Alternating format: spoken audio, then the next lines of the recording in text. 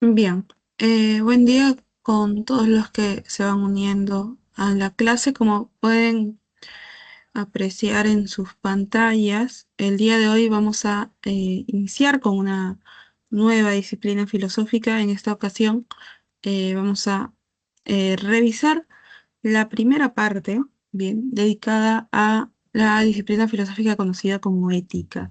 En esta sesión entonces vamos a revisar algunos conceptos principales relacionados con la ética y las concepciones éticas de los distintos filósofos propuestas a través del recorrido de la historia de la filosofía. Bien. Em, Obviamente cuando eh, empezamos a estudiar una nueva disciplina filosófica, lo primero que nos vamos a preguntar es su definición. Bien, vamos a ver en primer lugar cuál es la definición etimológica de la palabra ética, es decir, a partir de del propio término, ¿qué cosa podemos entender? Bien, Em, etimológicamente, la palabra ética proviene de la voz griega ethos, que en su traducción significa costumbre. Entonces, a partir de allí, podemos brindar una definición más amplia, bien, de la ética, entendida como aquella disciplina dentro de la filosofía dedicada a estudiar eh, las acciones del ser humano, bien, eh, y calificar estas acciones a partir de términos tales como bueno, malo, correcto e incorrecto. Entonces, lo que va a hacer la ética es dar cuenta de por qué eh, se califican estas acciones, bien, las acciones cotidianamente realizadas por los seres humanos como correctas, incorrectas, buenas o malas. Em, Ahora, dentro del estudio que realiza la ética, dentro de la filosofía, vamos a encontrar que se enfoca en temas tales como el bien, ¿bien? ¿Qué cosa es el bien? ¿Cuál es la definición de bien? La felicidad, cómo es que el ser humano alcanza la felicidad o si es posible alcanzar la felicidad. El acto moral, es decir, la ejecución de acciones morales. Dentro de la moralidad también la norma moral, cuál es la norma moral que rige a los seres humanos, si es igual para todas, etcétera. Entonces, a partir de allí, conceptos tales como también la persona moral y los dilemas éticos. Bien, eso último es lo que vamos a revisar en la siguiente sesión, que es en donde vamos a desarrollar la segunda parte respecto de esta disciplina filosófica. Bien, ahora vamos a mencionar esta diferencia básica entre los conceptos de ética y moral, bien, para no confundir, que es algo que suele ocurrir. Cuando hablamos de ética, estamos hablando del estudio de las acciones en tanto éstas puedan calificarse como buenas y virtuosas y también lo contrario, bien, a estas concepciones. Em, Va a estudiar las acciones, la ética y también va a proponer caminos, bien, de acción dentro de la vida del ser humano para que pueda encaminar precisamente sus acciones en torno a estos conceptos, bien, de acciones buenas, incorrectas, acciones virtuosas. Eh, por su lado, cuando hablamos de lo moral, hablamos de una cuestión un tanto más extensa, si se quiere, un tanto más social, un tanto más grande, ¿bien? La ética es un tanto más particular. Cuando hablamos de moral o de moralidad, eh, la moral, por definición, lo que hace es estudiar, analizar criticar las acciones humanas, pero la moral se va a basar en las normas, bien, las normas morales, precisamente, y en los deberes que debe desarrollar un ser humano, el hombre, dentro de una sociedad. Bien, entonces esta es la diferencia entre las concepciones tanto de ética como de moral.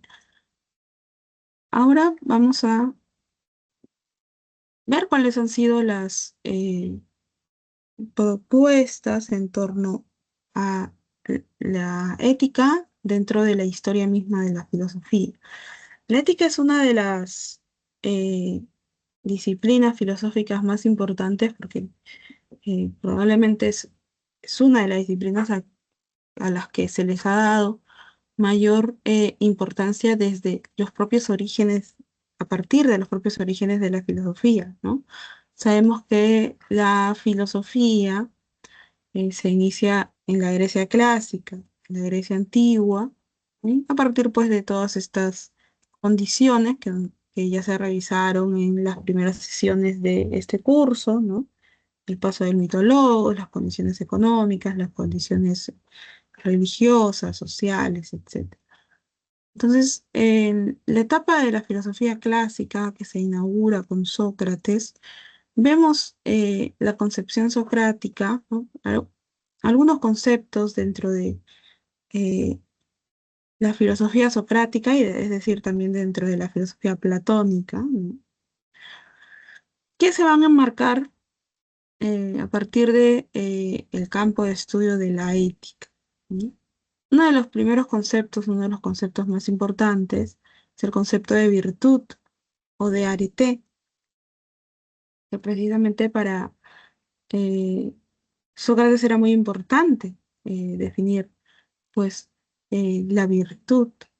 Recordemos que a partir de su método, bien, el método mayéutico que aplicaba precisamente con los interlocutores que encontraba cuando caminaba por la polis, ¿no? Lo que hacía era preguntar por cuestiones, por conceptos universales. Bien, uno de ellos, por ejemplo, era la virtud, o preguntas tales como ¿qué hace a un hombre virtuoso? Bien, eh, daba cuenta de que muchas personas que creían saber estos conceptos en realidad no lo sabían y el método que aplicaba Sócrates era precisamente la ironía y a partir de la ironía lo que buscaba era que su mismo interlocutor, ¿no?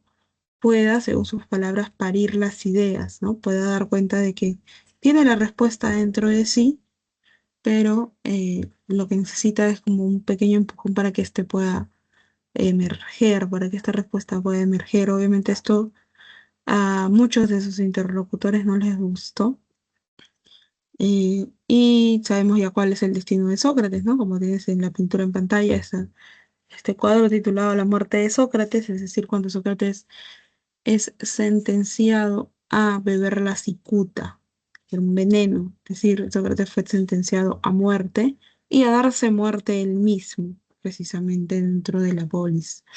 Eh, para Sócrates, los conceptos de sabiduría y virtud se van a relacionar, van a coincidir.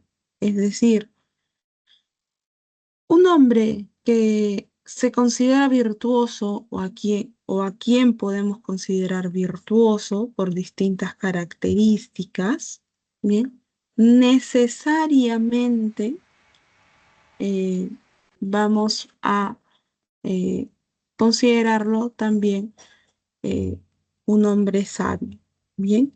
El sabio por definición es virtuoso, entonces.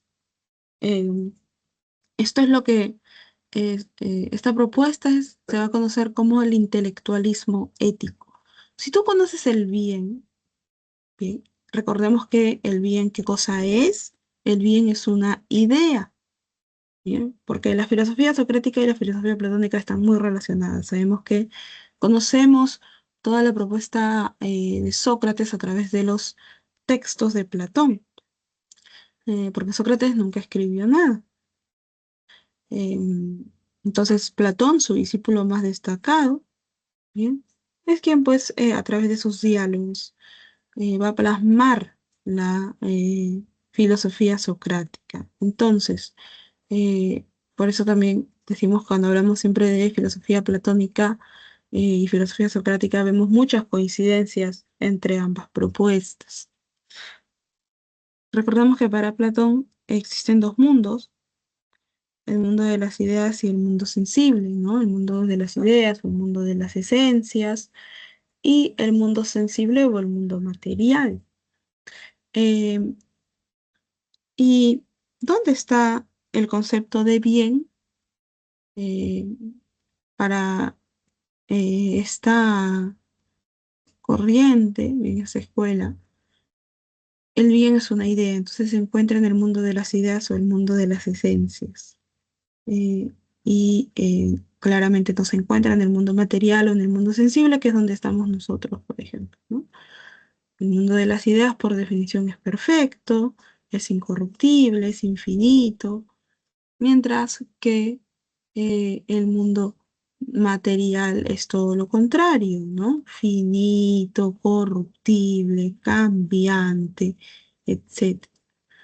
Em, si bien, por definición, los seres humanos, al encontrarnos en el mundo sensible, no podemos acceder a aquellos conceptos, entre ellos la idea de bien que se encuentra en el mundo de las ideas, ¿no? Hay, o sea, existe la figura de un hombre que puede acceder a las concepciones que se encuentran en el mundo de las ideas, ¿no? Y aquí es donde, por ejemplo, Platón en el libro cuarto de la República va a expresarnos su alegoría conocida como la alegoría de la caverna. ¿Bien? La alegoría de la caverna nos dice lo siguiente. Imagínate que, y esto lo cuenta en la voz de Sócrates, ¿no? Evidentemente. Eh, Imagina que existe una caverna, una cueva subterránea, en donde las personas que se encuentran allí, ¿no? Tienen por característica, encontramos hombres, encontramos niños también. Estas personas se encuentran eh, atadas, ¿no? En manos, pies y el cuello, dice, con cadenas, de tal forma que son obligadas a virar la mirada hacia una de las paredes de la cueva. Bien.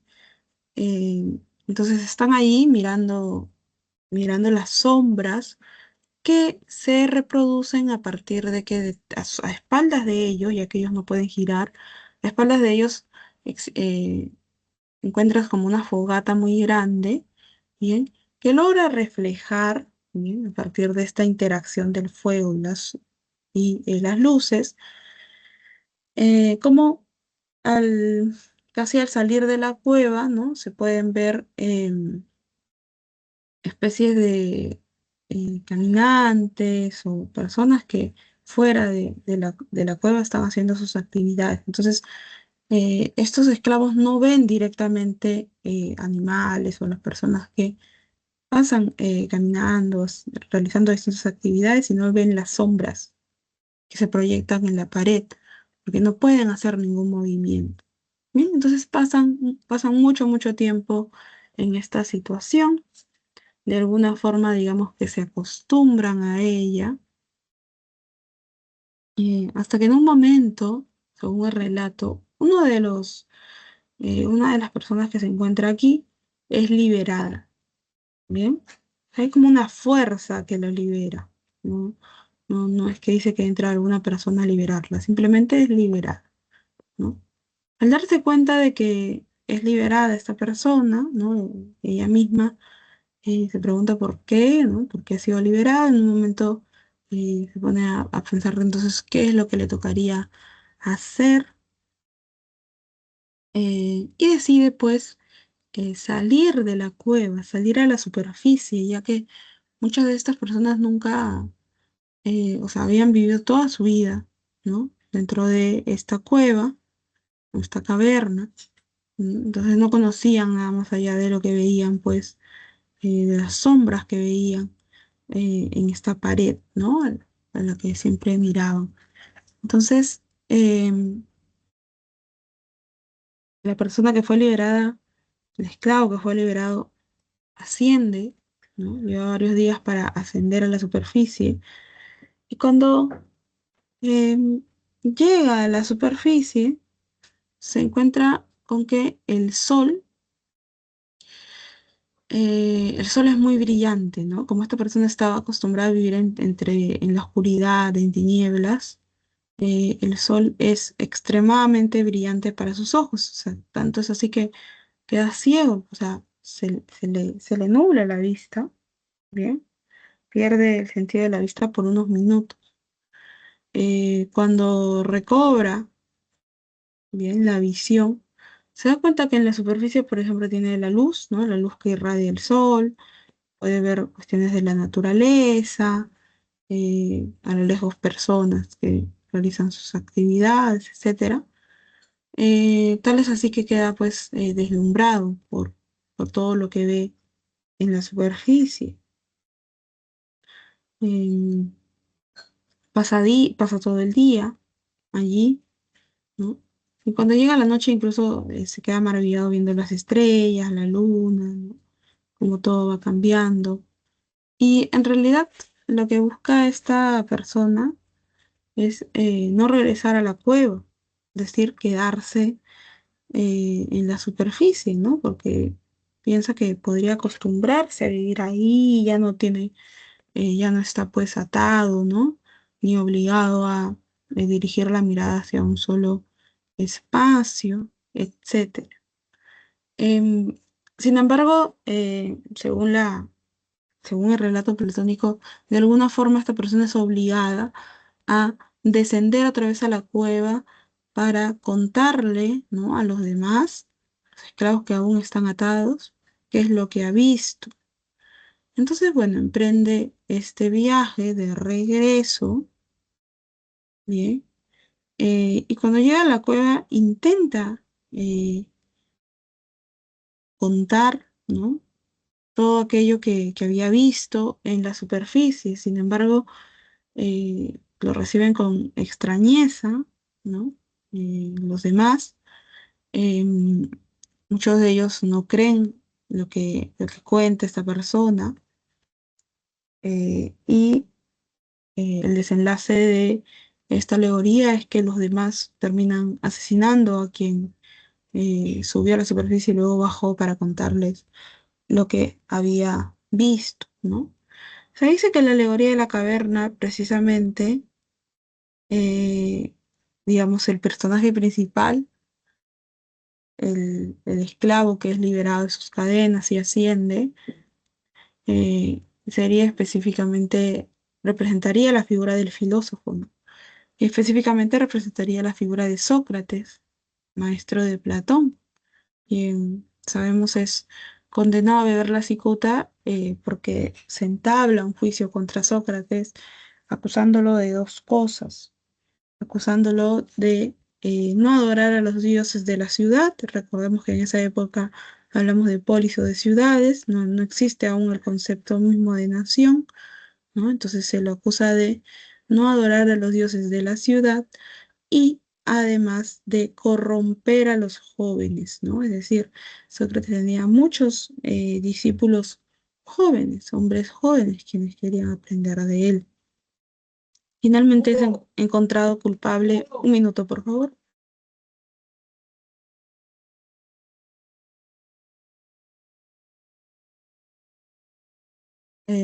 Finalmente Sócrates es encontrado culpable de estas acusaciones y bueno, en un juicio express en realidad es condenado pues a beber la cicuta. Los discípulos que tenía, los jóvenes que lo seguían, incluso venían de familias muy adineradas y alguno de ellos, en específico uno llamado Critón, le ofrece eh, escapar de la prisión, ¿no? Porque más o menos Sócrates tuvo que esperar 3 días para que se cumpla esta sentencia. Pero aquí vemos, por ejemplo, también parte de esta concepción que se llama, que recibe el nombre de intelectualismo ético dentro de la filosofía socrática. Eh, a Sócrates le ofrece a Critón y le dice, mira, Sócrates, ya tenemos todo listo para que tú puedas escapar de aquí, pero eso sí, no vas a poder permanecer en Atenas. Eh, en 2 días, en 3 días llega un barco, ¿no? Vas a poder subir allí, vas a tener que exiliarte, ¿no? En pocas palabras. Eh, ya todo está coordinado, ¿no? Muchos de nosotros, dado que venían de familias adineradas, hemos pagado esta cuestión, te vamos a ayudar, tenemos un plan. Y Sócrates en ese momento le dice a Critón, bueno, te agradezco mucho, ¿no? La preocupación, sin embargo, yo no puedo aceptar realizar esto. ¿No? Pero ¿por qué Sócrates? En primer lugar, yo soy un ciudadano, dice Sócrates, yo soy un ciudadano ateniense, entonces yo me rijo por las normas, ¿no? De Atenas. Si estas normas precisamente me han condenado a esta acción, que es el beber la cicuta, ¿no? Que obviamente significa mi muerte, yo como ciudadano que siempre ha respetado las leyes, en realidad dice las leyes, ¿no? Eh, yo tengo que hacerlo hasta el fin de mis días, ¿no? Y Quirítón responde, pero Sócrates, mira, nosotros obviamente estamos muy, muy tristes, ¿no? A partir de esta condena, tú sabes que el juicio no ha sido del todo justo, fue un juicio expreso, fue muy rápido. Parece que los jueces ya tenían la condena establecida, digamos, solamente la escena del juicio donde Sócrates se defiende y expone era una cuestión puramente de formalidad. Bien, entonces, em, Sócrates en ese momento dice, no, yo sé, o sea, yo me di cuenta de cómo se dieron las cosas, ¿no? Sin embargo, yo tengo que regirme por las leyes y por la aplicación de estas dentro de la polis. Y así empieza a exponer, por ejemplo, muchas cosas, ¿no? Y dice, si yo violo las normas, ¿no? Las leyes, y hago lo que ustedes me están pidiendo, ¿no? El escaparme, exiliarme en otro lugar, etcétera, ¿no? Por ejemplo, ¿qué ejemplo le daría yo a mis hijos, ¿no? A quienes siempre he guiado bajo los preceptos de respetar las leyes de la ciudad, porque ellos en algún momento se van a convertir en ciudadanos de la misma.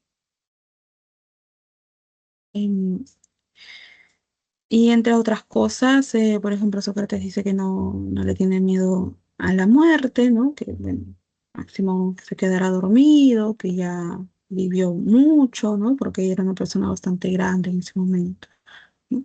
Pero a partir de su respeto, de esta expresión de respetar las leyes de la ciudad, como ciudadano mismo de Atenas, etcétera, podemos dar cuenta de de cómo emerge la concepción del intelectualismo ético, ¿bien? Porque para Sócrates, aquel, aquella persona que conoce el bien, es decir, esta idea suprema, porque la idea de bien es la idea suprema en el mundo de las ideas, ¿bien? La idea de bien en la alegoría de la caverna, además, es representada por la luz del sol, es decir, lo que ilumina todo. ¿Bien? ¿Recuerdas cuando este esclavo sube a la superficie y queda incluso cegado un momento por la luz del sol? Aquí se representa pues que Sócrates precisamente al tener contacto con la idea de bien, que para Platón en ese momento es el único que llega al mundo de las ideas, queda por un momento asombrado por esta, ¿bien? Por la idea de bien. Entonces, Si Sócrates, como el personaje, ¿no? de toda esta historia, tiene ya el conocimiento respecto de la idea de bien, necesariamente, bien, debe actuar de manera correcta. En este caso del juicio, ¿no? Actuar pues respetando las leyes, ¿no?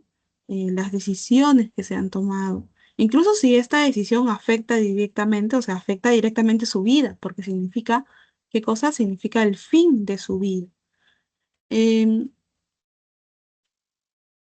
¿Qué pasa con la situación contraria? Una persona que no tiene contacto con la idea de bien, no conoce el bien. Bueno, según el intelectualismo ético, aquella persona que no conoce el bien va a actuar mal. Es decir, para la propuesta socrática, quien actúa mal, bien, en determinaciones éticas, no lo hace porque conoce el bien y decide actuar mal, sino lo hace por ignorancia. Quien actúa mal no conoce la idea de bien, sencillamente. Bien. Eh, y quien conoce la idea de bien, ¿no? Porque puede darse en una persona que dice conocer la idea de bien, pero aún así actúa mal, ¿qué cosa diría el intelectualismo ético? Que en realidad esa supuesta idea de bien que tiene dicha persona no es realmente la idea de esta concepción, ¿no? Eh, Está siendo engañado, se está engañando a sí mismo respecto de esta idea. Entonces, esta es la concepción intelectualista ética, ¿bien? Que obviamente viene desde prácticamente los inicios de la filosofía, ¿bien? En esta etapa antropológico-filosófica inaugurada por Sócrates. Hasta aquí todo claro, jóvenes. ¿Hay alguna pregunta?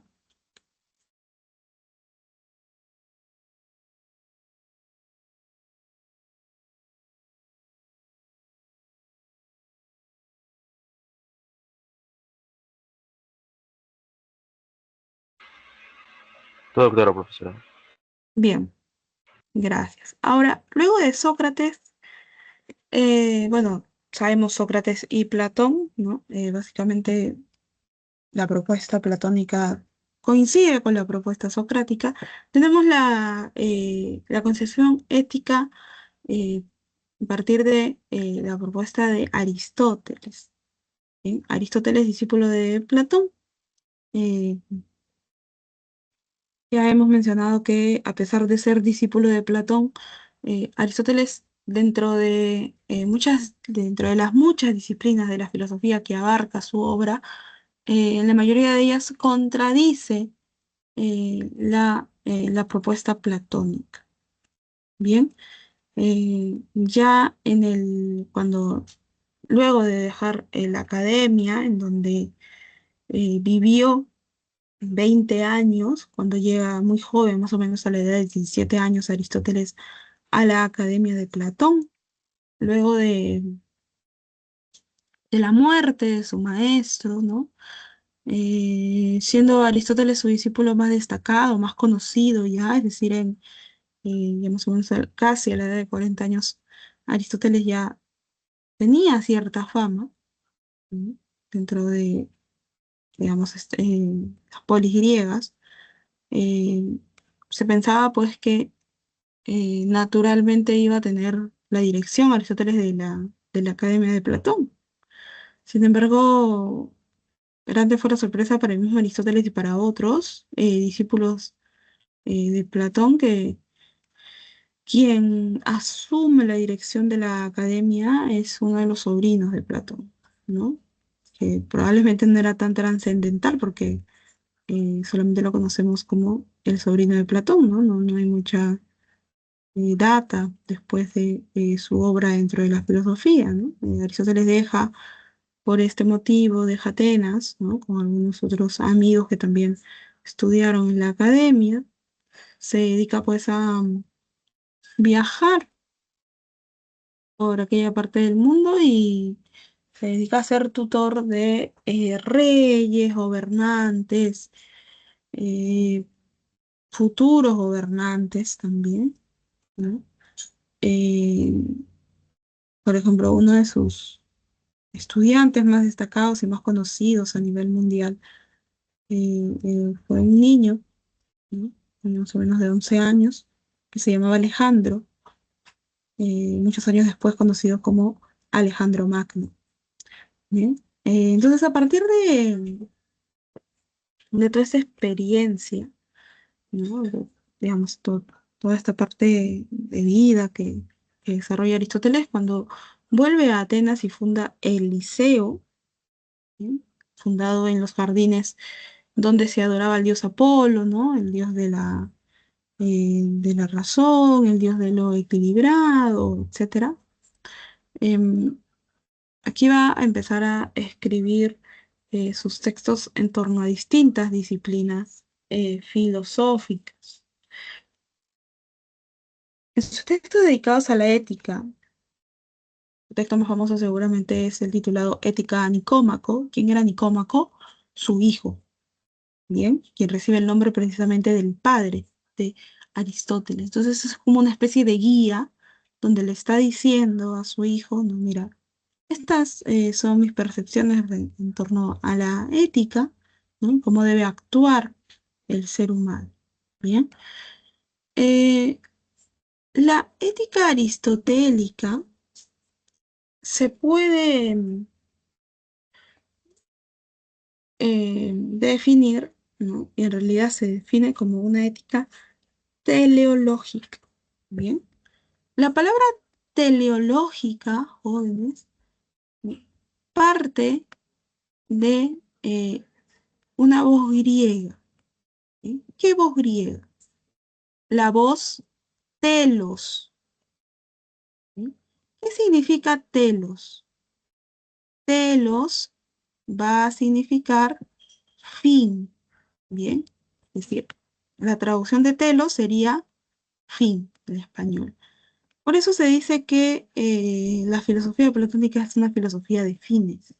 Perdón, la filosofía aristotélica, ¿bien? Es decir, su ética también tiene esta característica de apuntar siempre a los fines.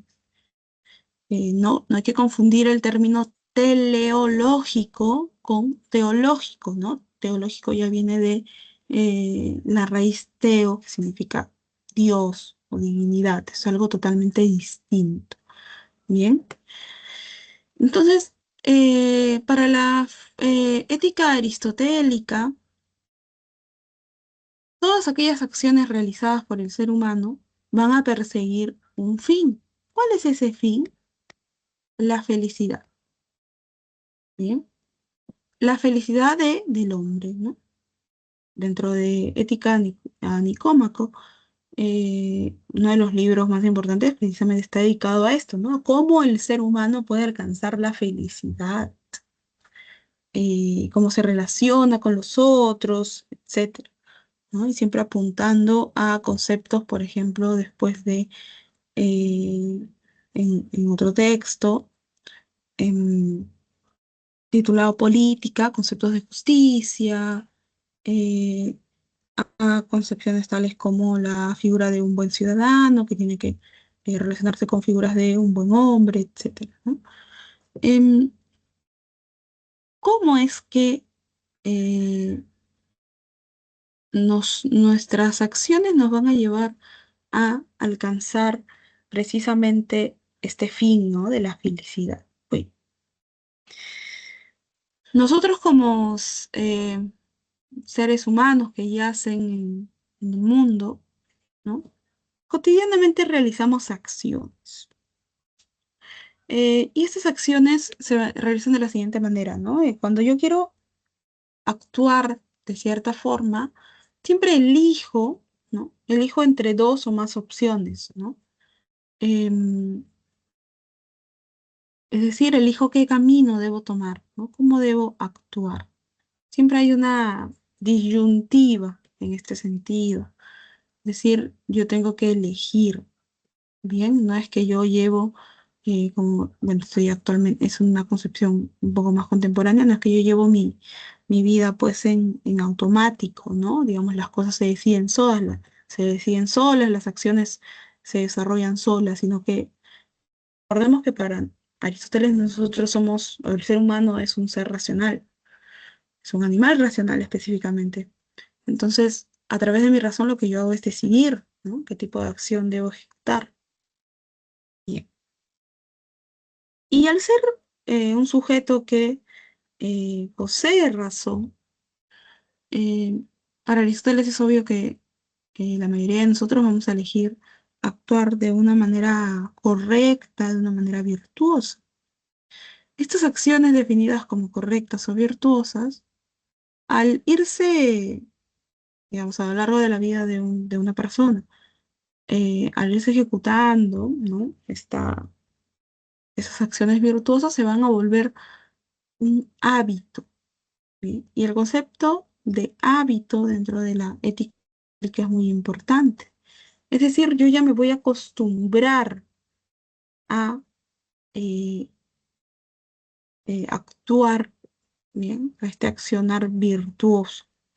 Bien, me va a tomar cada vez menos tiempo elegir, ¿no? En qué camino y qué acciones ejecutar. Este hábito precisamente a mí me va a convertir ¿en qué? En un ser humano que va camino, y que va precisamente encaminado a este fin, ¿no? De la felicidad, porque voy a convertirme en un ser virtuoso, ¿bien? A partir de las acciones que ejecuto. Em, y así es como voy a alcanzar el fin último, ¿bien? De mi vida, que es el ser feliz, ¿bien? Eh, la ética teleológica, por eso también se define como una ética eudemonista. ¿Te acuerdas que en la clase pasada hablábamos de la fundamentación del valor y una de ellas, una de las propuestas era eh, la propuesta eh, basada en la eudemonía, ¿no? Aristotélica? Bueno, recordemos que eudemonía, ¿qué cosa significa? Significa vida plena, vida feliz, vida buena. Por excelencia, el alcanzar esta vida plena, vida buena, se va a relacionar con el concepto de felicidad. Entonces, la ética aristotélica, además de ser una ética teleológica que apunta a fines, se va a definir como una ética humanista. ¿Por qué? Porque el fin último de nuestra vida es precisamente alcanzar la felicidad. Bien, y como todo filósofo, ¿no? Le preguntas a Aristóteles, entonces, ¿qué cosa es la felicidad? Bueno, cada uno de nosotros puede tener una distinta concepción de lo que le significa la felicidad. Sin embargo, bien, vamos a tener una felicidad superior o un ideal ético, es decir, eh, algo que es la concepción de felicidad más allá de cualquier otra perspectiva. Bien, ¿qué cosa es este ideal ético? Bien, en el que todos pues alcanzaremos un grado, mm, una concepción de felicidad en grado sumo. Bien, es la vida contemplativa. ¿Qué cosa es la vida contemplativa? La vida pues que nosotros podemos alcanzar a través del uso de de la razón, a partir pues de la reflexión, ¿no? ¿Y qué persona llegaría, ¿no? a esta definición de vida contemplativa, ¿no? En general, ¿qué tipo de persona en qué tipo de persona crees tú que está pensando Aristóteles cuando propone el ideal ético, es decir, el máximo nivel de felicidad, ¿no? Alcanzado a través de una vida contemplativa, una vida de reflexión, una vida del uso de la razón? ¿En quién crees tú que está pensando?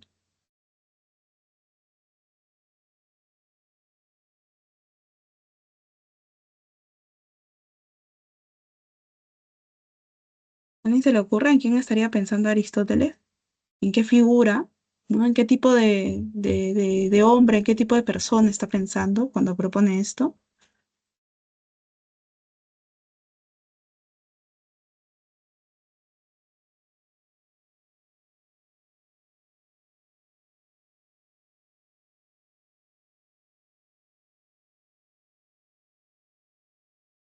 Eh, de una manera parecida, ¿no? A la propuesta que hemos visto del intelectualismo ético, ¿no? Propuesta de Sócrates y Platón, Aristóteles está pensando en la figura del filósofo.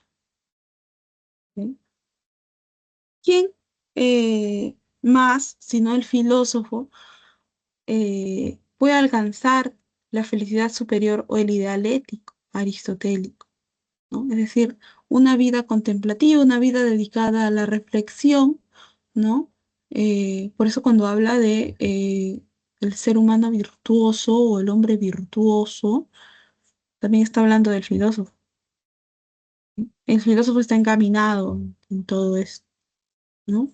Un hombre que elige realizar acciones virtuosas, ¿bien? Que éstas se convierten en un hábito y que lo lleva a el fin último de la vida, de su vida, ¿no? El desarrollo de su vida dentro del marco de una ética teleológica y una ética eudemonista, es decir, la felicidad, ¿no? Y no solamente llega a la felicidad, porque, por ejemplo, para cada persona la felicidad puede significar distintas cosas, ¿no? La acumulación de riquezas, la acumulación de honores, la acumulación de gloria, si es que hablamos, por ejemplo, de un soldado, ¿no? En esa época, un soldado que libra batallas, etcétera.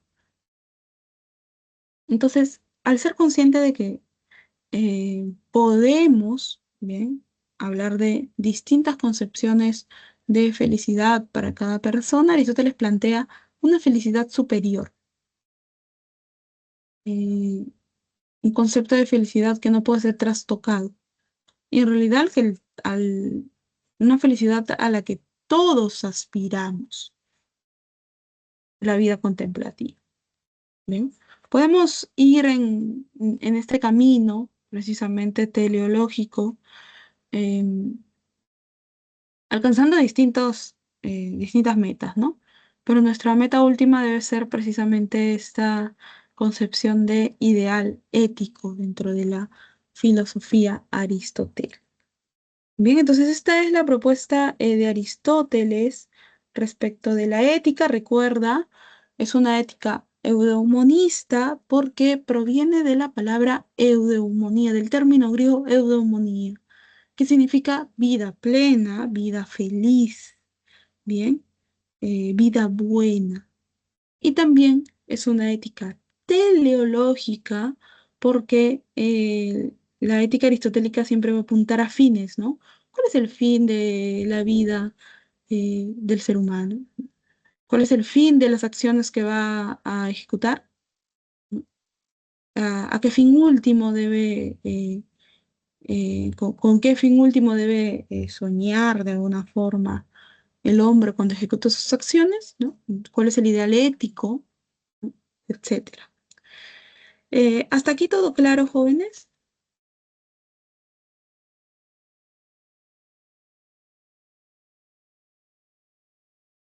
Bien. Ahora, avanzamos un poco más eh, y en la ética también, esto es un desarrollo, un concepto que se desarrolla en las dos éticas y un poco en la política aristotélica. Vamos a ver el concepto, uno de los conceptos más importantes dentro de la propuesta aristotélica, el concepto del justo medio. Bien. Em, Cuando Aristóteles refiere a este concepto, lo que está previendo es que las acciones, ¿no? Estas acciones calificadas como virtuosas van a analizarse precisamente a partir de esta concepción. Es decir, nuestras acciones no tienen que caer ni en el exceso ni en el defecto de las mismas. ¿Bien? Es decir, tenemos que tomar acciones equilibradas. Bien, el justo medio, es decir, entre el defecto y el exceso, hay una concepción que va a tener la balanza, si se quiere, equilibrada aquí, ¿no? Por ejemplo, respecto de las acciones o de la conducta del ser humano, encontraremos pues conductas tales como el miedo, ¿no? Habla del miedo porque obviamente en su contexto histórico se libraban batallas, entonces está hablando pues de cómo debe actuar, por ejemplo, un guerrero, un soldado de la polis griega. Bien. Eh, por ejemplo, si hablamos del miedo, ¿no? ¿Cómo es que yo puedo, respecto del miedo, hablar de una acción virtuosa, ¿no? Parece que no es posible. Bueno, vamos a ver. El ex, respecto del miedo, ¿no? Si yo caigo en un vicio por defecto, lo mínimo, puedo ejecutar acciones enmarcadas dentro de la cobardía, ¿no? El no querer enfrentarme a ciertas cosas. ¿Sí? Entonces, el vicio por defecto significaría la cobardía dentro de este tipo de conducta. Y el vicio por exceso, es decir, toda eliminación de rezago de miedo, significaría pues la temeridad, ¿no? El no tener cuidado respecto de, por ejemplo, si es que voy a una guerra, ¿no? Y que tengo que enfrentarme con alguien o con otros. Pero ¿cómo aplicaríamos entonces la teoría del justo medio para encontrar la acción virtuosa a partir de este tipo de conducta? Bueno, vamos a enmarcar esto a partir del concepto de valentía. ¿Por qué? Porque, dice Aristóteles, es normal, ¿no? Que un soldado, ¿no? Una persona eh, que debe enfrentarse en batalla con otras, que siente un poco de miedo, ¿no? Que siente un poco de temor. eh, por- Porque obviamente este enfrentamiento puede significar poner en peligro su vida, etcétera, ¿no? Pero también es normal que tenga este impulso por querer ir a la batalla. Entonces, combinando todo esto, vamos a encontrar el concepto de valentía. Bien, a partir de las distintas opciones que tiene, elige actuar de manera valiente, de manera prudente frente a estos distintos escenarios, ¿no? Luego tenemos conceptos tales como conducta tal como el placer, bien, que si nosotros vemos las acciones que se pueden ejecutar a partir de la concepción de placer, vemos que si caemos en el vicio por defecto, es decir, la ejecución mínima de ese tipo de conducta, vamos a ser personas reprimidas en tanto no pueden ejercer acciones para saciar, para llegar al placer, ¿no? Entonces ese es el vicio por defecto dentro de este concepto, la represión de mí mismo, ¿no? Como ser humano. Y si caemos para el lado contrario, ¿no? Para el lado totalmente contrario, es decir, el vicio por exceso, vamos a encontrarnos con la concepción de desenfreno, ¿no? Donde no se tiene ningún criterio como para parar en algún momento. Bueno, entonces, ¿cómo encontramos a partir de estos dos puntos extremos, ¿no? Uno del otro, el justo medio, es decir, la acción virtuosa? Bueno, vamos a hablar entonces de del concepto conocido como templanza, ¿no? No caer en el vicio por defecto y no caer tampoco en el exceso. Bien, tener esta cuestión equilibrada. Ahora, profesora, ¿y esto se aplica a todos los conceptos, a todos los tipos de conducta, ¿no? Dentro de la ética aristotélica? No. Bien. En su ética Nicómaco, Aristóteles lo expresa claramente. Dice, bueno, explica su teoría de justo medio, ¿no? Y dice, la aplicamos de tal forma, ¿no? Como la que yo te he explicado. Sin embargo, hay que tomar en cuenta que hay acciones a las que tú no le puedes encontrar un justo medio. ¿Bien? Por ejemplo, el homicidio, dice Aristóteles. ¿Cuál sería el vicio por defecto? ¿Matar poco y el vicio por exceso matar mucho? No, porque la acción misma de cometer un asesinato no se puede equilibrar, ¿bien? Va contra las normas de la polis, ¿no? Va contra las leyes directamente. Otro tipo de conducta que no puede, eh, frente al que no puede encontrarse o no se puede aplicar la teoría ética del justo medio, es el adulterio, ¿no? Imagínate, ¿no? Tipo de conducta, adulterio, vicio por defecto,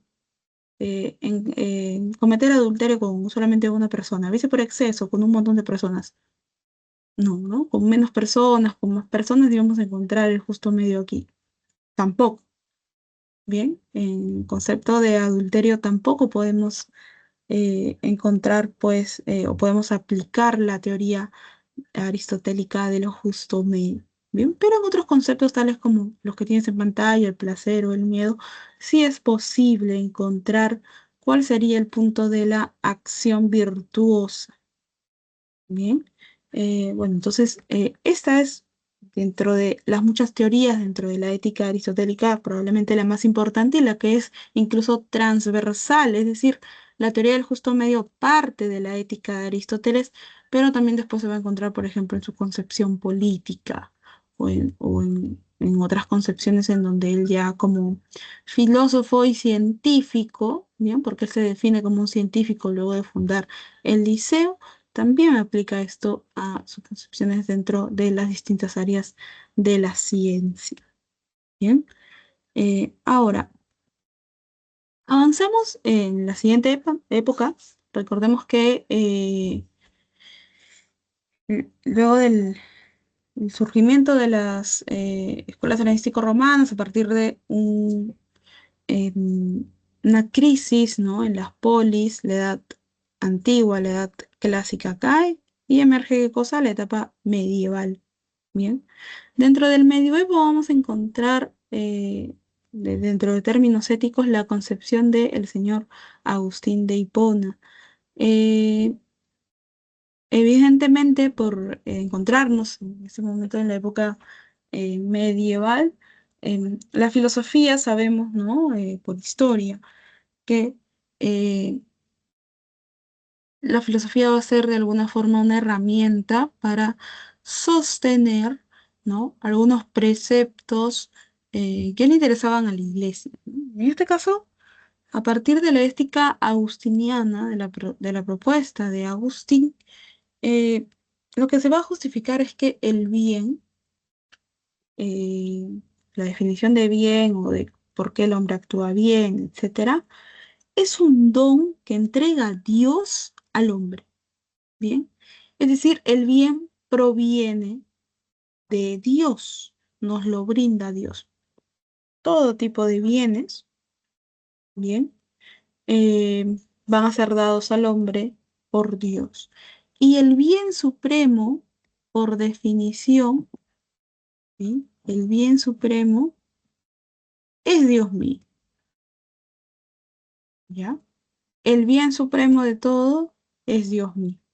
Y como bien, o sea, Dios tiene tanta capacidad que nos va a brindar todos los demás bienes. Bien.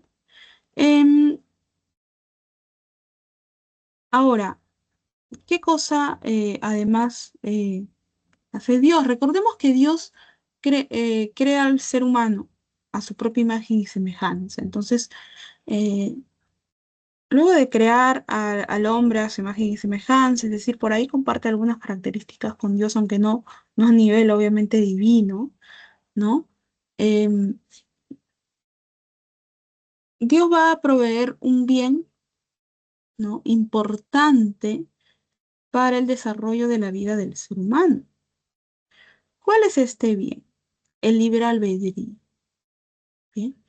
Eh, Cotidianamente se entiende el libre albedrío como que Dios te dice, bueno, haz lo que quieras. Y no es tanto así, ¿ya? El libre albedrío, y esto está conceptualizado dentro de un texto agustiniano, ¿bien?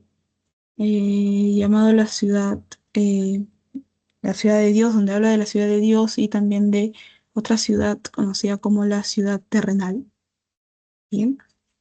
Y esto se parece un poco a la concepción platónica. ¿Por qué? Porque dentro del medioevo, eh, a partir de traducciones de Oriente, em, los, los filósofos, bien, tales como Agustín y como Tomás de Aquino, los filósofos, los padres de la iglesia misma, em, van a tener contacto con las primeras traducciones de tanto Platón como Aristóteles y otros filósofos griegos. Bien, la concepción agustiniana va a tener puntos muy parecidos a la concepción platónica, mientras que por el contrario la concepción tomista, ¿no? La concepción de Tomás de Aquino, va a tener muchas coincidencias con la propuesta aristotélica. Por eso es que cuando hablamos de esta concepción de las dos ciudades, en la filosofía agustiniana nos va a recordar un poco a el planteamiento ontológico de Platón. Bien. Em, para Agustín, nosotros nos encontramos en la ciudad terrenal, pero existe una ciudad, la ciudad de Dios o la ciudad celeste, ¿no? Donde se cumplen todas las promesas, ¿no? Que Dios pudo haber delegado al hombre, donde quienes hayan ejecutado acciones buenas, ¿no? Puedan acceder. Pero Dios, como es tan bondadoso, no obliga a los seres humanos a actuar como Él quisiera, sino que les da esta concepción de libre albedrío dentro de la ciudad terrenal, ¿no? Es decir, nosotros tenemos, todos los seres humanos, tenemos la capacidad de elegir entre ejecutar acciones buenas o acciones malas, ¿bien? Eh, y obviamente, ¿bajo qué preceptos nos vamos a regir? Si estamos en la época medieval, nos vamos a regir bajo los preceptos católicos de la iglesia, ¿bien? No es que, bueno, cada uno va a dar su concepción de bien, cada uno va a dar su concepción de mal y va a actuar como quiera, ¿no? Podría hacerse, pero en lo que está pensando Agustín es precisamente en que en que el concepto de bien y de mal se aplique, ¿no? Que cada persona lo aplique a partir de lo que pueda entender respecto de las enseñanzas de la iglesia, ¿no? De las Santas Escrituras. Por eso, quien actúa pues bajo lo bueno, en tanto ejecuta acciones a partir de su libre albedrío, va a ser premiado cuando ascienda al mundo de los cielos, ¿no? Con Dios, ahí se encuentra Dios, el mundo celeste, ¿no? La ciudad celeste. Bien, este libre albedrío, digamos, no es como una carta eh, que puede utilizar todo ser humano para actuar como quiera, ¿no? Bueno, ¿quién más que Dios? O sea, si Dios siendo Dios me dice, tienes libre albedrío, bien, puedes actuar como quieras, eres responsable de tus actos. eh, entonces yo actúo como quiera, pues porque Dios me ha dado permiso. No, esto va a tener que estar idealmente, ¿no? Idealmente enmarcado dentro de las concepciones mismas de la Iglesia Católica. Eh, lo más curioso de la propuesta de Agustín de Hipona, si quiere, ¿no? Digamos, lo más novedoso, es que precisamente la concepción del libre albedrío, como ya su propio nombre lo especifica, le otorga al ser humano libertad en sus acciones. Es decir, no es que cada acción que tú vas a ejecutar, ¿no? No vas a ir corriendo al párroco de la iglesia más cercana, ¿no? Por ejemplo, si es que profesas la religión católica, a preguntarle cómo debes actuar, sino que cada uno tiene, ¿no? Dice Agustín, la capacidad para diferenciar acciones buenas de acciones malas y ver qué camino vas a tomar. Entonces, lo más resaltante de esta concepción ética, la concepción agustiniana, es que el libre albedrío, por su nombre mismo, nos da a nosotros como seres humanos libertad de elección. Bien. Luego que una persona diga, bueno, yo actué de tal manera porque sentí un llamado de Dios, bueno, puede ser. Pero finalmente tú eliges, ¿no? Escuchar este llamado de Dios, ¿no? Eliges ignorarlo. Porque precisamente por eso tienes el libre albedrío. Dios no va a estar siempre detrás de ti para ver qué tipo de acción ejecutas. Entonces, el ser humano tiene libertad para elegir sus acciones, ¿no? Posee una libertad. Pero esta libertad viene de la mano con el concepto de responsabilidad. El ser humano es responsable de sus acciones. No puede culpar a otro o culpar a otros, ¿no? De sus acciones, ¿no? No es que, ay, me coaccionaron, no. Tú eres responsable de de las acciones que ejecutas, diría Agustín de Hipona, ¿no? ¿Por qué? Porque posees el libre albedrío, que es un don divino, ¿no? Dios te ha brindado este don para que tú puedas elegir entre el bien y el mal, ¿no? O sea, acciones que apuntan al bien y acciones que apuntan al mal. Por lo tanto, no es una libertad desenfrenada esta que nos brinda Dios, sino que es una libertad que viene de la mano del concepto de responsabilidad.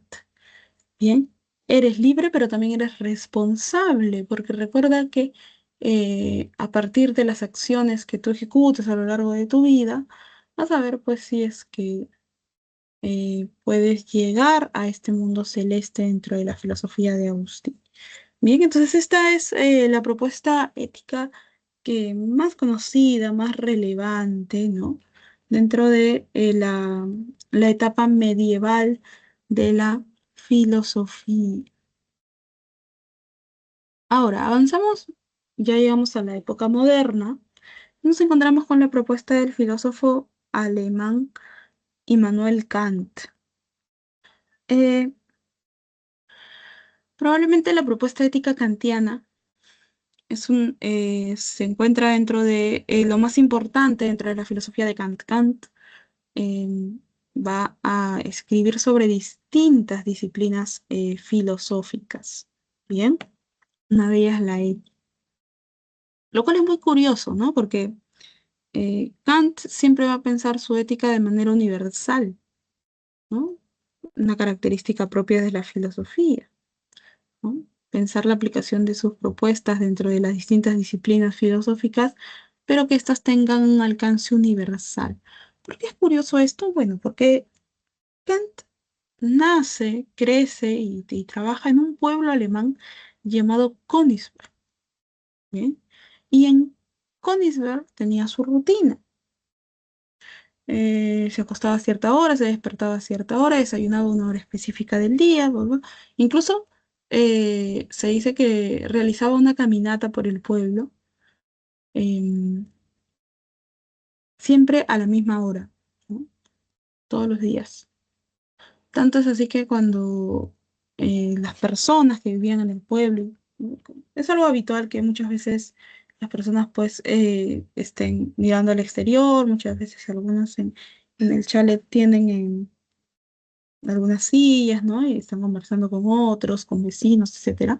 Bueno, en el pueblo de Kant, en Goniver, pasaba esto.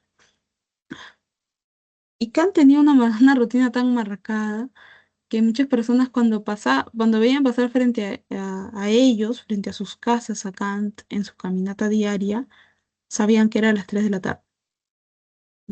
Dice que muchos de ellos ajustaban la hora en sus relojes cuando veían a Kant pasar frente a sus casas, ¿no?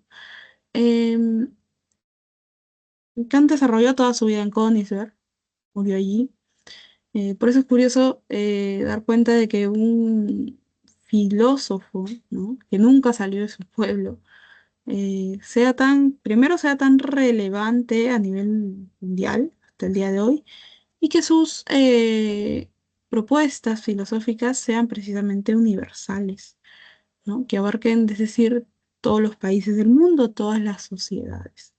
Bueno, vamos a ver una de sus propuestas filosóficas más importantes, en este caso, su teoría ética. ¿Bien?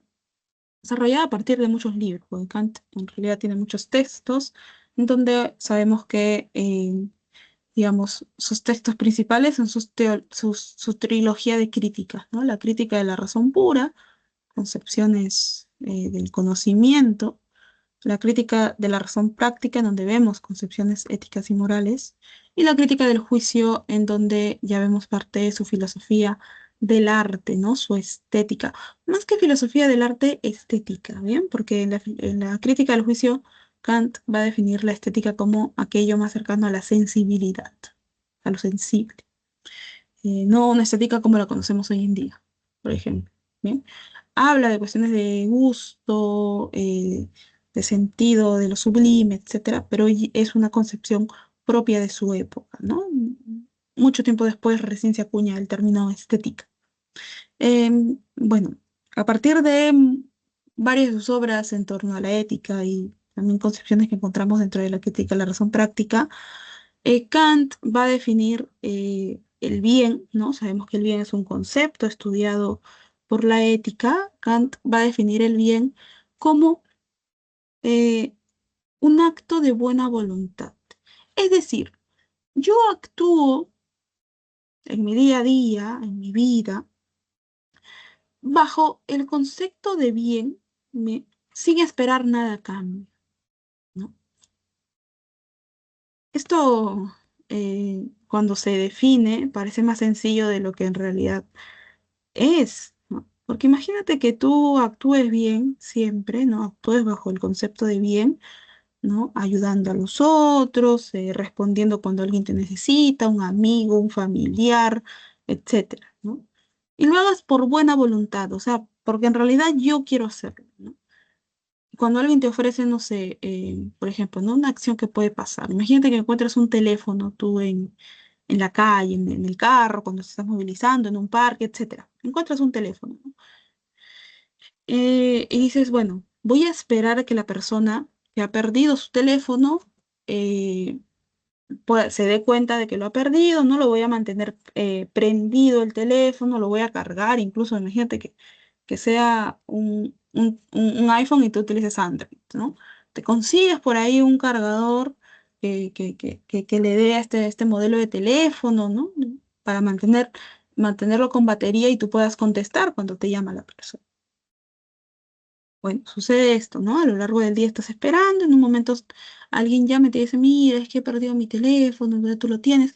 Bueno, va, coordinamos a tal día, a tal hora, ¿no? Hoy, a tal hora, en tal lugar, para entregarte tu teléfono, ¿no? Y para ver que realmente seas el dueño, la dueña del teléfono, ¿no? O sea, puedas desbloquearlo, me puedas enseñar tu cuenta, no sé, de iCloud, dice tu nombre, bueno, coordinas, ¿no? Y según la filosofía o la ética kantiana, tú haces todo esto por buena voluntad, es decir, porque así hay que actuar, ¿no? En una situación tal como la que tú pasaste, ¿no? Muchas personas probablemente actúan así, ¿no? Bueno, no, sí, porque pucha, en esta época perder el teléfono significa perder trabajo, ¿no? Contactos, en el teléfono tenemos las aplicaciones del banco, es decir, también hay un riesgo financiero, ¿no? Tenemos documentos privados, etcétera. Entonces, dimensionando todo esto, dices, bueno, sí, voy a entregarle su teléfono a esta persona, ¿no? Pero hay otro tipo de personas que dice, bueno, voy a entregarle su teléfono y espero que me dé algo a cambio, pues, ¿no? Al menos, no sé, por un monto mínimo de dinero, ¿no? Entre estas posiciones, ¿no? ¿Quién estaría actuando bajo el concepto de buena voluntad según Kant? La primera persona, ¿no? Que cuando entrega el equipo, ¿no? No espera una recompensa. Lo hace porque así hay que actuar en esta situación, ¿no? E incluso si el dueño del teléfono, la dueña del teléfono le ofrece una recompensa como un monto de dinero, algún objeto, ¿no? Algún obsequio, lo va a rechazar. Quien actúa bajo la concepción de buena voluntad tendría que rechazar esto. Bien, eh, entonces, eh, la ética kantiana tiene esta característica, ¿no? No apunta precisamente a fines o a recompensas en sí mismos. Em,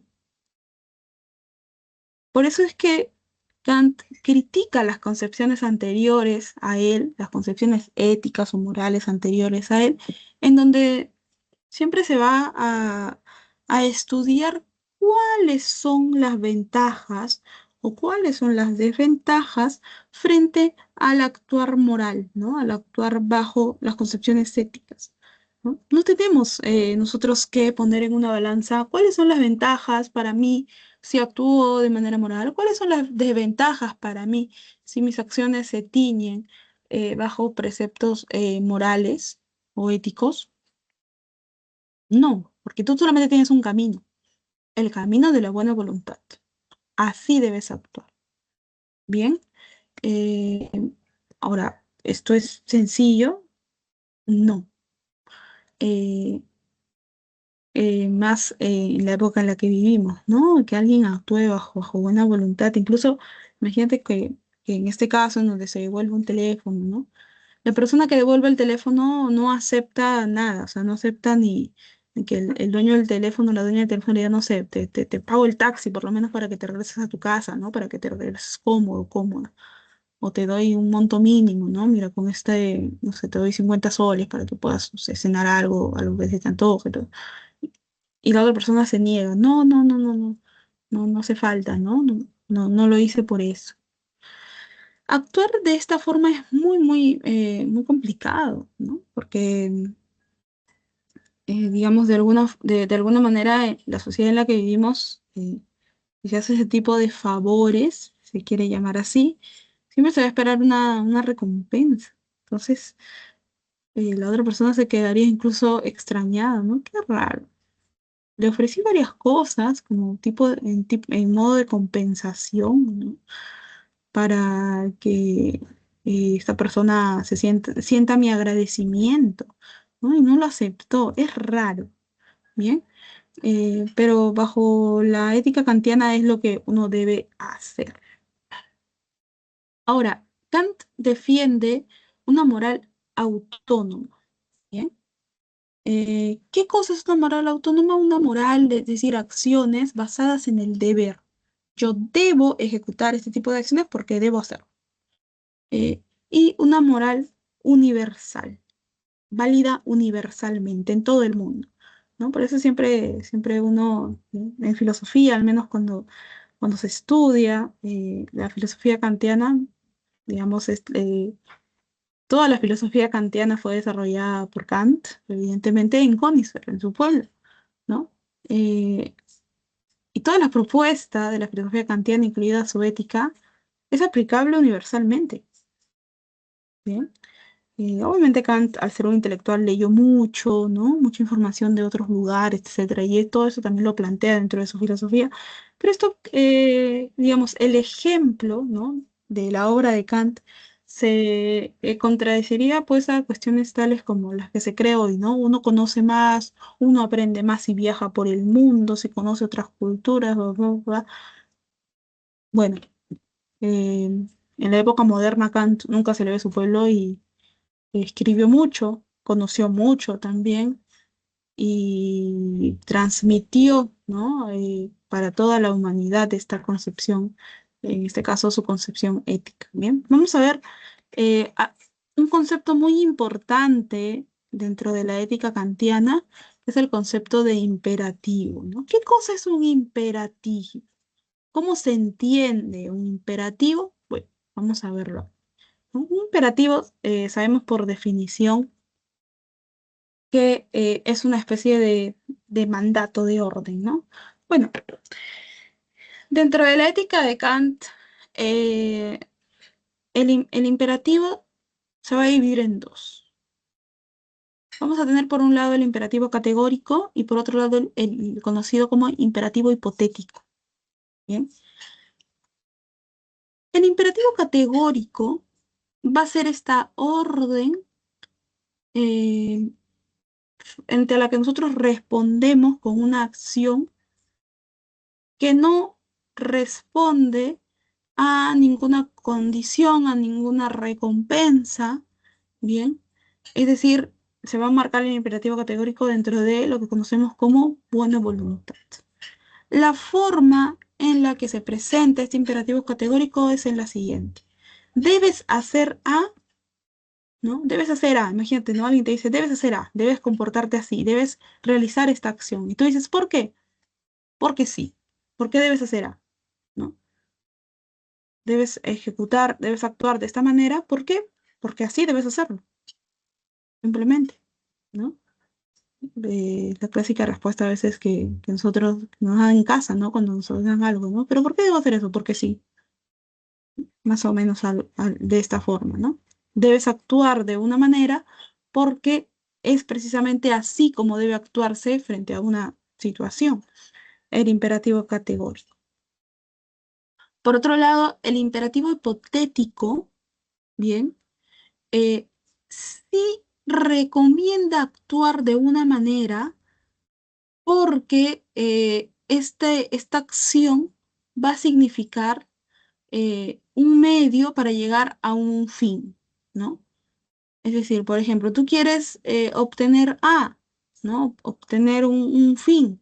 Bueno, entonces debes actuar de una manera específica, ¿no? Actúa de una manera específica para alcanzar cierta finalidad, ¿no? Obviamente, el imperativo hipotético va a ser criticado por Kant, ¿bien? Eh, o sea, a ver, ¿no? Sí. El imperativo hipotético va a ser criticado por Kant y él va a considerar, digamos, dentro de su propuesta ética el imperativo categórico. ¿Bien? El imperativo categórico va a tener dos maneras de formularse dentro de la ética kantiana. Por un lado, tenemos la primera formulación del imperativo categórico que nos dice lo siguiente. Esto lo vamos a encontrar también en un texto, bien, que no debemos confundir, porque tiene dos textos que se parecen mucho en el título, bien. Uno de ellos es la fundamentación para una metafísica de las costumbres, donde encontramos esa formulación, y también hay un texto que se llama la metafísica de las costumbres, donde menciona la formulación del imperativo categórico también. Bien, son dos textos distintos. La metafísica de las costumbres se enmarca dentro de su propuesta de la filosofía del derecho y la fundamentación de la metafísica de las costumbres o fundamentación para una metafísica de las costumbres se va a enmarcar dentro precisamente de su propuesta moral y ética. Obviamente con los preceptos que también ya se encuentran en la crítica de la razón práctica. Em, La primera formulación que encontramos del imperativo categórico nos dice lo siguiente. Actúa de tal manera en la que tú crees que deben actuar todos los hombres del mundo. Imagínate el alcance que tiene esta formulación del imperativo categórico. O sea, imagínate la presión que vas a tener si aplicas esta primera formulación, ¿no? Cada acción que se pueda enmarcar dentro de su concepción de buena voluntad.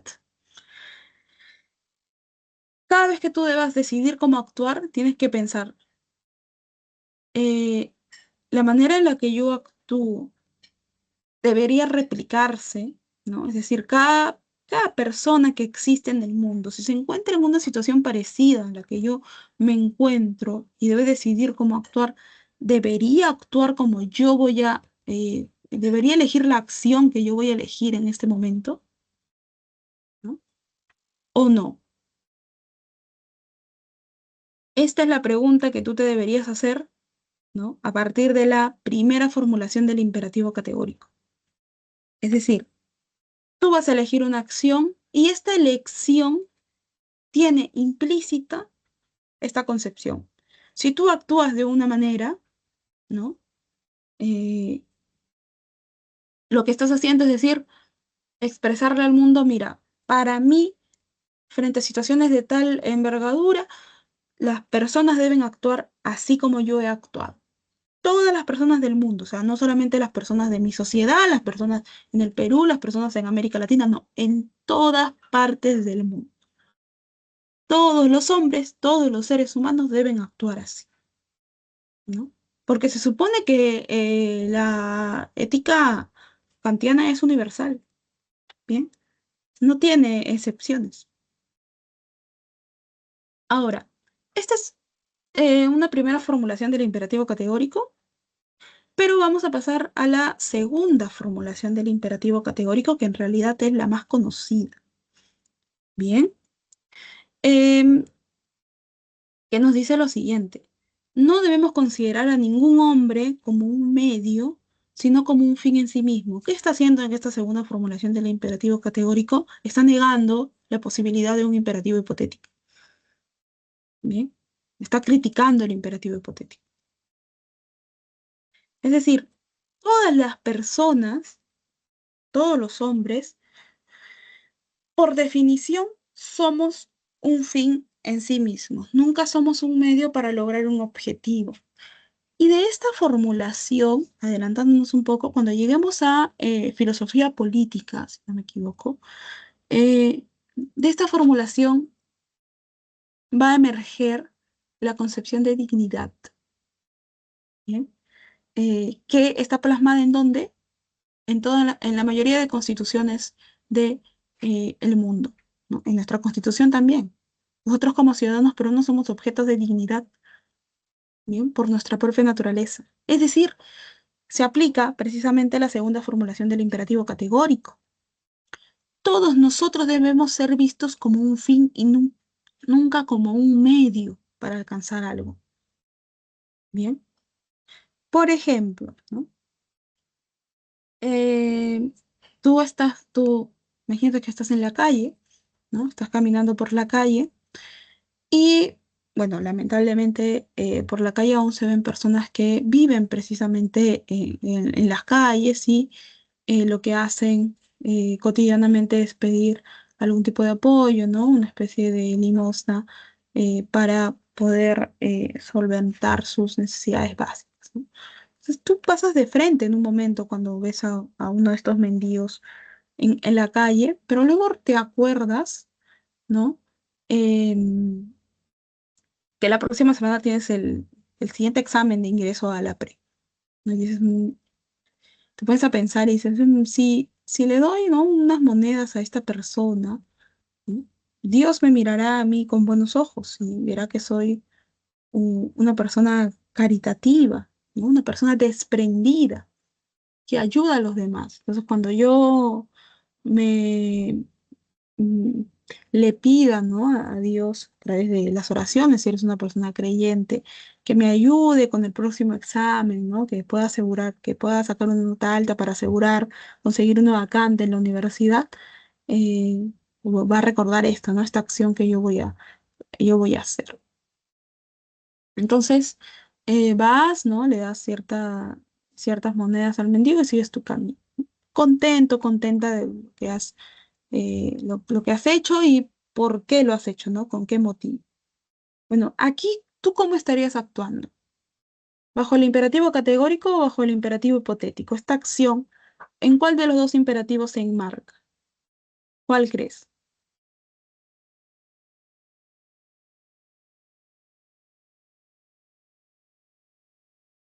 ¿En cuál de los dos imperativos que tienes en pantalla crees que esta acción, eh, con cuál de estos imperativos se podría justificar esta acción?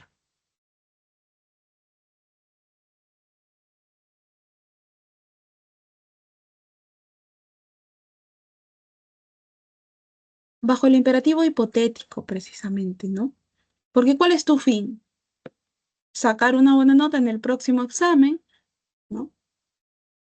Asegurar una nota alta, ¿no? Para que posteriormente puedas asegurar obtener una vacante. Imperativo hipotético, estás hablando de un fin. ¿Y cuál es el medio? Esta acción, ¿no? De ayudar a una persona en situación de calle, a un mendigo, ¿no? Es una acción, un medio, configuramos un medio para alcanzar un fin. Y sobre todo, se enmarca dentro del imperativo hipotético, pero no responde a la segunda formulación del imperativo categórico. ¿Por qué? Porque estás utilizando a una persona, ¿bien? Como un medio. O sea, ni siquiera solamente es una acción como un medio, sino una persona, ¿no? En este caso, la persona que está pidiendo limosna en la calle. Has despojado a esta persona de toda dignidad, diría Kant, ¿no? No lo estás viendo como una persona poseedora de dignidad o como incluso como un ser humano al mismo nivel, entre comillas, de todos los otros, ¿no? Lo has visto como un medio para alcanzar un fin, pero no. Según la segunda formulación del imperativo categórico, todos debemos ser vistos como fines en sí mismos, ¿no? Nosotros no configuramos no nos configuramos como un medio para alcanzar algo. Em, Estas concepciones del imperativo categórico, como ves, son bastante estrictas y bastante reducidas. Por eso es que se dice que obviamente la filosofía kantiana se enmarca dentro del idealismo, ¿no? Es una filosofía idealista, ¿no? Porque obviamente se pretende, o Kant lo que pretendía era que su propuesta se aplique de manera universal, pero probablemente sea algo muy complicado realizar esto. Bien, ¿por qué? Porque existen muchos matices dentro de las acciones a partir de la ética de los seres humanos, ¿no? Que hay personas que puedan actuar en distintos momentos a partir de las concepciones kantianas, a partir de la ética kantiana, pero que sea algo que se mantenga en el tiempo es precisamente lo complicado. Bien. Em, Hasta aquí, jóvenes, ¿hay alguna pregunta respecto de lo que hemos desarrollado? ¿Quedó clara la diferencia entre imperativo categórico e imperativo hipotético y las formulaciones del imperativo categórico? Esto tiene que quedar bastante claro eh, porque, digamos, es probablemente una concepción, una de las concepciones éticas más importantes que hemos desarrollado a lo largo de esta sesión. ¿Todo claro?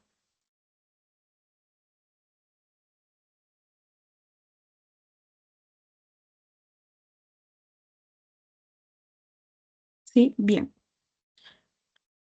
Ahora, em, vamos con, avanzando un poco más, la propuesta ética de John Stuart Mill. John Stuart Mill recuerda que también ya revisamos un poco de su propuesta a partir de la fundamentación del valor de la semana pasada, ¿no?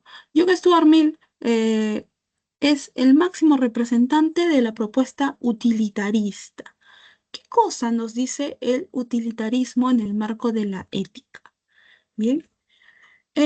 Para el utilitarismo, em, el principio ético por excelencia es que la acción que se puede considerar ética y es la mejor es aquella cuya consecuencia va a significar la mayor felicidad para el mayor número de personas. Bien, si yo ejecuto una acción que significa más felicidad para más personas, yo estoy cumpliendo con el principio ético del utilitarismo. Bien, es decir, para el utilitarismo mi acción va a ser una acción ética por excelencia. Bien. Em, por ejemplo, y a partir de, el utilitarismo podemos explicar la aplicación de distintas políticas públicas, ¿no? Em, dentro de una nación, dentro de un estado, obviamente las políticas públicas son de alcance general, alcanzan a casi todos o a todos, idealmente, ¿no? A todos los ciudadanos, a todos los miembros de una sociedad. Entonces, cuando se evalúa, y esto obviamente en teoría, cuando se evalúa la aplicación, bien, la declaración, ¿no? La publicación de alguna política pública, puede venir del Poder Ejecutivo, puede venir del Poder Legislativo, Poder Judicial, ¿no? Siempre hay resoluciones ahí que se aplican. Em, Probablemente el criterio que se suele tener es el criterio utilitarista, ¿no? ¿A cuántas personas va a beneficiar esto? Va a beneficiar a un 80% de la población como mínimo. Si hablamos de un 80% de la población, estamos hablando de la mayoría. Entonces, bajo estos estándares, eh, esta acción, ¿no?, de promulgar cierta ley cumpliría pues con el principio ético del utilitarismo. Bien. Em, entonces, en términos generales, con el utilitarismo se busca la felicidad colectiva, la felicidad general de más personas, que este criterio ético se corresponda con la felicidad del mayor número de personas, ¿no? Contradice pues a muchas de las concepciones anteriores en donde se buscaba qué cosa, la felicidad de manera individual, ¿no? De cada uno. Cada uno es responsable de su felicidad, etcétera. Para el utilitarismo no. Es posible abarcar a partir de una acción una felicidad de característica colectiva. Bien. Ahora, luego llegamos a la concepción del filósofo británico George Moore. Moore lo que va a hacer es criticar las concepciones anteriores a él de bien. Bien, recuerda que el concepto de bien, ¿qué cosa es? Es un concepto estudiado desde la ética. Entonces, Moore dice, ha habido muchos intentos de estudiar, definir, ¿no? Ver las características del bien, ¿no? Relacionarlos con otros conceptos, pero por ejemplo estos son de corte naturalista, ¿no? Desde las ciencias, etcétera. Pero en realidad, ¿no? También desde el ámbito de la razón.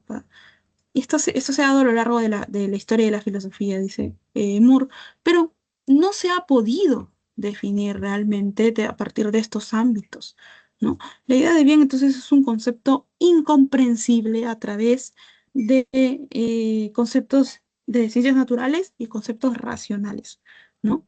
Entonces, ¿cómo es que nosotros captamos la idea de bien? Para Moore, el bien es un concepto más simple de lo que se cree. Bien, no es que hay que aplicar algún método, ¿no? Para poder comprenderlo, etcétera, sino que el hombre tiene ciertas capacidades. ¿Bien? Una de ellas es su intuición.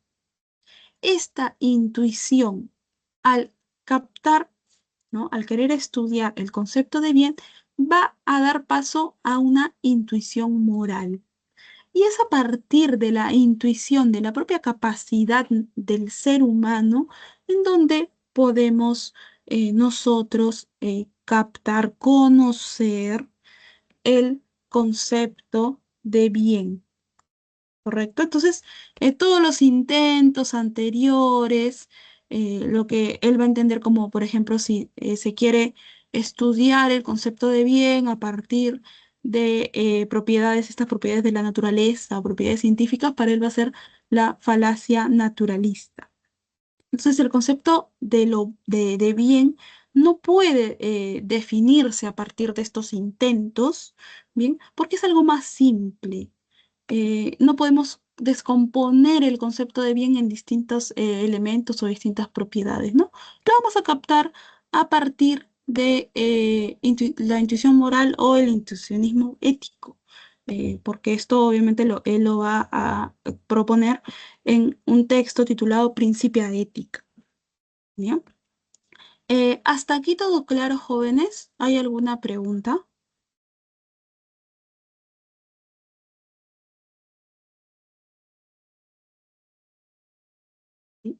Bien, entonces voy a dejar de compartir, me da un segundo, dejo de compartir las diapositivas y con el tiempo que nos queda vamos a desarrollar algunos ejercicios de esta semana. Bien, un minuto, por favor.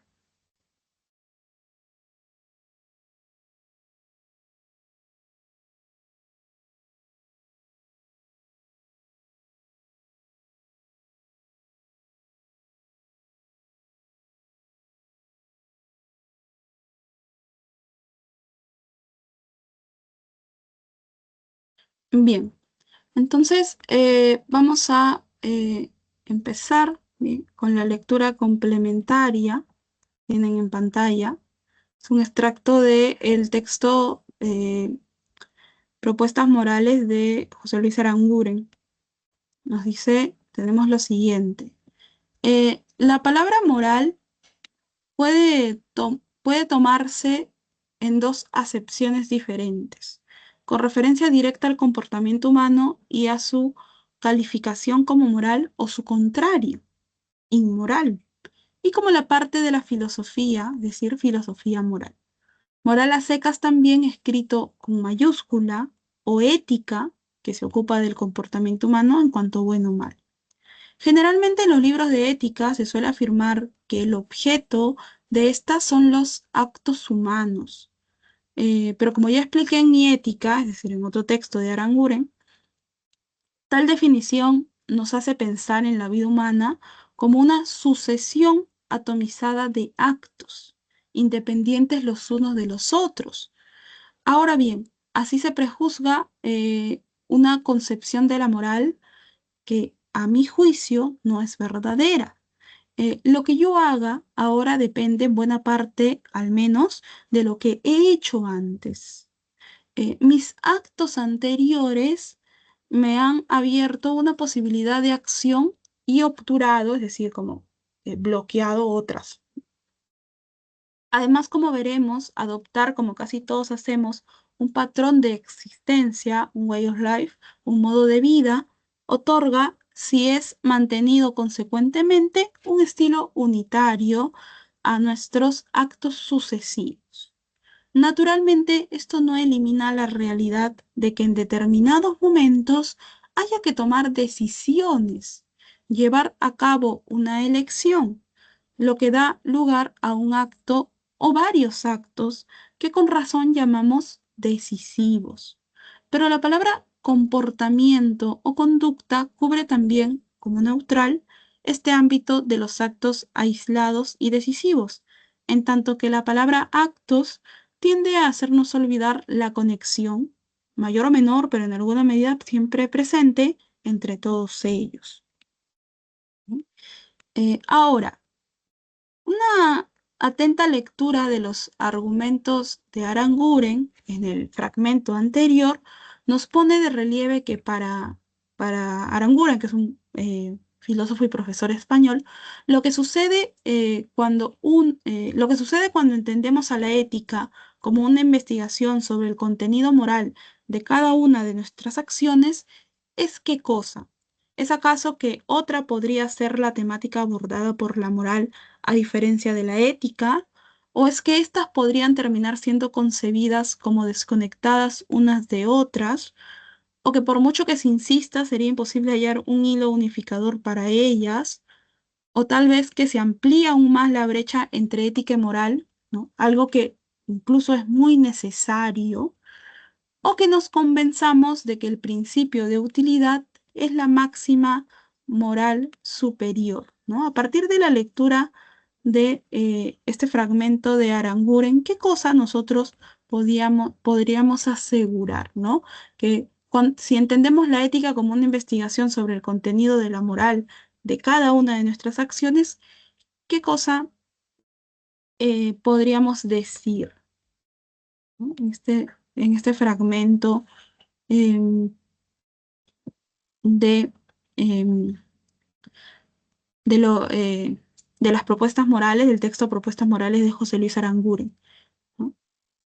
Entonces, en esta parte, la alternativa correcta es la B, ¿no? Dice que corremos el riesgo, dice el autor, de entender, ¿no?, cada una de nuestras acciones, ¿qué cosa? Como desconectadas unas de la otra, como independientes, ¿no? Y él dice, en realidad no es así. En realidad nuestras acciones están conectadas, ¿no? Y dentro del campo de la ética, de la moral, es precisamente el que nosotros hayamos ejecutado un tipo de acciones lo que nos abre el paso a ciertas posibilidades respecto de nuestras acciones futuras y también lo que nos cierra la posibilidad de ejecutar otras acciones en el futuro mismo. Bien, entonces la lectura complementaria, la respuesta correcta es la letra B. Vamos a desarrollar algunos ejercicios de clase. A ver, eh, ejercicio número 1. En un debate acerca de la naturaleza moral del hombre, alguien manifestó su adhesión al punto de vista socrático. Si esto es así, entonces este adherente al pensador ateniense convendrá en que la causa de un acto inmoral reside en qué cosa. Cuando una persona ejecuta un acto moral, esto reside en qué cosa, en todo caso, ¿no? En que todo ser humano es moralmente malo por naturaleza, sin remedio alguno, o caso en que éste ignora cuál es el bien, porque si lo conociese no obraría mal, o que el bien es relativo, el mal es absoluto, y quien no piensa así no es socrático, o que este individuo, a pesar de que sabe que es la arete, prefiere obrar mal, o que no hay leyes suficientemente duras para reprimir los actos moralmente malos, ¿no? Si decimos que esta persona, ¿no? Dice, esta persona se adhiere al punto de vista socrático, ¿no? Dentro de la ética, ¿qué nombre recibe la propuesta socrática? Intelectualismo ético, ¿no? Entonces, si esta persona prefiere frente a todas las propuestas el intelectualismo ético, ¿no? Y le preguntan, bueno, entonces, si alguien comete un acto que puede ser calificado como inmoral, ¿no? ¿A razón de qué está cometiendo este acto? ¿No? Yo, como seguidor del intelectualismo ético socrático, ¿qué cosa, cómo podría justificar esta acción? Bueno, podría decir que la persona está obrando mal porque no conoce el bien. Recuerda que para el intelectualismo ético, si yo conozco el bien, sí o sí debo actuar bajo los estándares del bien, ¿no? No existe motivo para que si yo conozco el bien, elija actuar mal. Bien, ¿no? Por eso dice acá, no sería la alternativa D, porque si una persona conoce el arete, es decir, la virtud, no puede obrar mal, ¿no? Virtud, sabiduría y bien son conceptos que se relacionan entre sí, ¿no? Que se complementan de alguna forma dentro de la propuesta socrática, es decir, dentro del intelectualismo ético. Entonces, el ejercicio número 1, alternativa correcta, letra B. Ejercicio número 2. Si coincidimos con el ideal ético kantiano, entonces tendremos que convenir, de acuerdo con el filósofo de Königsberg, Kant, en que, ¿qué cosa? En que la justicia, o que la tolerancia, o que la lealtad, o que la confianza, o que la solidaridad, ¿bien? Es el valor moral más importante para nuestra convivencia pacífica. ¿Por qué? ¿Acaso hablamos de la justicia porque es capaz de implicar a lo vez lo bello, lo sublime y la verdad? ¿O estamos hablando de la tolerancia porque no tenemos más opción que obedecer a la religión? ¿O estamos hablando de la lealtad porque ningún otro valor de nuestra escala moral es el más pertinente? ¿O estamos hablando de la confianza, porque de ese modo cada quien se esmera en dar lo mejor de sí? ¿O tal vez nos estamos refiriendo a la solidaridad porque nos permite obrar acorde al imperativo categórico, ¿no? Siguiendo la concepción ética de Kant, eh, la alternativa más adecuada dentro del enunciado tendría que referirse precisamente a la solidaridad, porque a partir de este valor, eh, si buscamos una convivencia pacífica, ¿no? Vamos a obrar de acuerdo al imperativo categórico kantiano. Bien, es decir, que nuestras acciones se enmarquen de forma universal y que además veamos a los hombres, a los otros, como fines en sí mismos y nunca como un medio, ¿no? Cuando ejecutamos actos solidarios, por ejemplo. Entonces, ejercicio número 2, alternativa correcta, letra E. Ejercicio número 3. Hoy desde muy temprano comencé a sentirme bien porque ayudé a mi mamá a resolver sus apuros domésticos. Y además enseñé a mi papá cómo cambiar uno de los neumáticos de su auto. En relación con esto, a diferencia de Mill, para quien la consecución del bien pasa por buscar y alcanzar el bienestar para la mayoría de una población humana, el ideal ético ¿de quién? ¿De Kant, de Moore, de Aristóteles, de Bentham o de Moore? Supone que lo que hice es éticamente correcto, pues me basta que la crítica de los demás para percatarme de la bondad moral de mis actos, o me basta la razón infalible, ¿no? En tanto Moore, o me basta, eh, según Aristóteles, sentirme triste para percatarme de la bondad moral de mis actos, o me basta, según Bentham, eh, saberme honesto, ¿no? Para dar cuenta de la moral, de la bondad moral de mis actos, o según Moore, me basta intuir que obro bien para percatarme de la bondad moral de mis actos, ¿no? Esto es algo contrario, ¿no? O, evidentemente, a la concepción utilitarista de John Stuart Mill, ¿no? Si yo ayudé a mi mamá, ¿no? En cuestiones domésticas, es decir, en actividades de la casa, ¿no? Y luego ayudé a mi papá, por ejemplo, a enseñarle a cambiar uno de los neumáticos, ¿no? Una de las llantas del auto, ¿no? Em, ¿Con qué ideal ético estas acciones se corresponderían? Bueno, en este caso se corresponderían con la concepción de Moore, ¿bien? Porque no estoy buscándole razones científicas, digamos una definición científica o a partir de un estudio exhaustivo de la razón a mis acciones, sino que intuyo, pues, que obro bien, ¿no? Obro bien a partir de cómo percibo que reaccionan los otros y así puedo percatarme de la bondad moral de las acciones que estoy ejecutando. Bien, ejercicio número 3. Entonces, la respuesta correcta es la letra D. Dejo de compartir en este momento, voy a compartir inmediatamente la lámina con